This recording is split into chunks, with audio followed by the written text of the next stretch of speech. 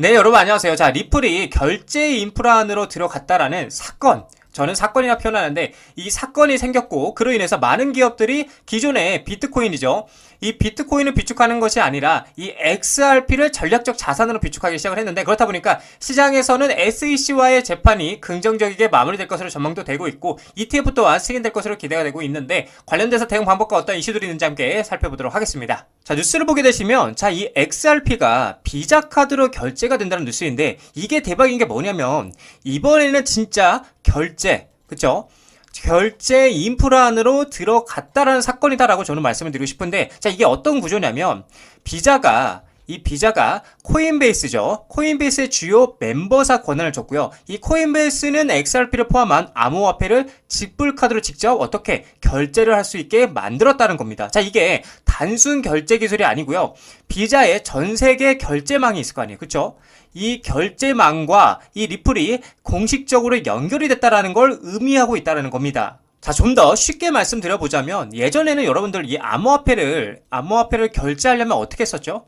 코인 지갑이 있잖아. 그쵸? 이 지갑에서 거래소로 옮기고요. 그쵸? 거래소로 옮기고 그리고 현금화로 해서 카드로 바꿔서 결제를 해야 했는데 말만 들어도 굉장히 복잡한 과정이죠. 자, 근데 이제는 리플에서 비자 카드 결제 이게 끝입니다. 간단하죠? 중간 단계가 어떻게 됐다? 사라졌다라는 겁니다. 자, 그래서 이제 리플이 결제 자산이 아니라 결제 통화로 승인을 받았다는 뜻이다. 이렇게 좀 말씀을 드릴 수 있을 것 같아요. 또한 이 구조가 왜 중요하냐면 사용자 입장에서는 편리하게 쓸 수 있기 때문에 사용 자체가 어떻게 된다? 늘어났다라는 거예요. 이렇게 볼 수 있는 관점이라는 거죠.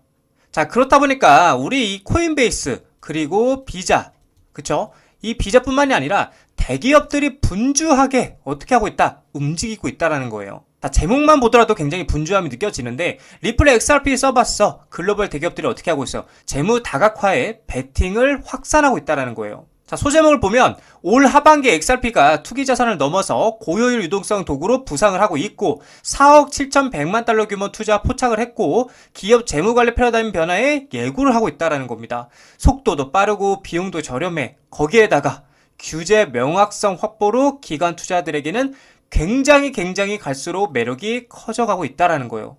이게 굉장히 중요한 팩트인 거죠. 자, 여러분들 이게 어떤 걸 의미하냐면 예전에는 비트코인 투자 많이 했잖아요. 그쵸? 예전에는 진짜 비트코인 하나만 투자를 많이 해가지고 회사의 가치와 상승력을 끌어올렸다라면 현재는 이 비트코인이 아닌 리플 XRP 이거를 투자함으로써 기업 가치를 끌어올리고 있는 상황이 왔다라는 겁니다. 자, 그래서 이제는 이 비트코인을 넘어서 이 리플을 뭐하고 있다? 사 모으기를 시작했다라는 건데, 자, 예를 들어서 중국 기업 그리고 나스닥 상장사 등등 이러한 기업들이 현재 시점에서 이 리플을 사 모으면서 전략적 재무 발표가 나오고 있고요. 이 리플을 전략적 비축 자산으로 인정하고 있다라는 게 정말 중요한 포인트라고 말씀을 드릴 수 있겠습니다. 자, 그렇다 보니까 여러 기업들이 공식적으로 자사 대차 대조표에 XRP 할당을 발표를 했는데 먼저 비보파워 인터내셔널은 3호를 통해 1억 2,100만 달러를 조달을 했고요. 그리고 미국 의약품 유통업체인 웨지스틱스 헬스는 XRP 인수를 지원하기 위해서 뭘 했어요? LDA 캐피털로부터 5천만 달러 규모의 주식 신용 한도를 확보를 했고 또한 6,000개 이상의 약국으로 구성돼 자사 네트워크에서 XRP 기반 결제를 사용할 계획이라고 밝혔고, 자, 웨브스 인터내셔널은 국경 간 지불 인프라 강화를 위해서 XRP 재무준비금을 구축하는 것을 목표로 3억 달러 규모의 부채 자금을 조달하기 위해 미국 증권거래위원회 즉 SEC에 신청서를 제출한 상태다. 자, 그래서 메사리는 기업이 XRP 재무준비금을 할당할 총 금액이 현재 얼마예요? 무려 4억 7,100만 달러를 넘어섰다고 분석을 하고 있는 거죠. 제가 여러분들에게 말씀드리고 싶은 게 뭐냐면 우리는 돈의 흐름과 그리고 수급을 알아야 돼. 파악할 줄 알아야 된다는 거. 이게 굉장히 중요하다고 좀 말씀을 드리고 싶어요. 이 많은 기업이 이 많은 돈으로 리플을 사모으고 있다는 건 그만큼 리플의 전망을 굉장히 긍정적이게 보고 있다는 관점이다라고 말씀을 드리고 싶어요. 자, 그래서 우리에게는 6월 16일 이 SEC와의 재판이 굉장히 중요한 중대 분기점이 될 수 있다고 말씀드릴 수 있는데 만약에 만약에 이 16일에 있을 재판이 어떻게 긍정적이게 마무리가 된다라면 그 다음 날인 17일 날 어떻게 된다 했어요? XRP ETF죠.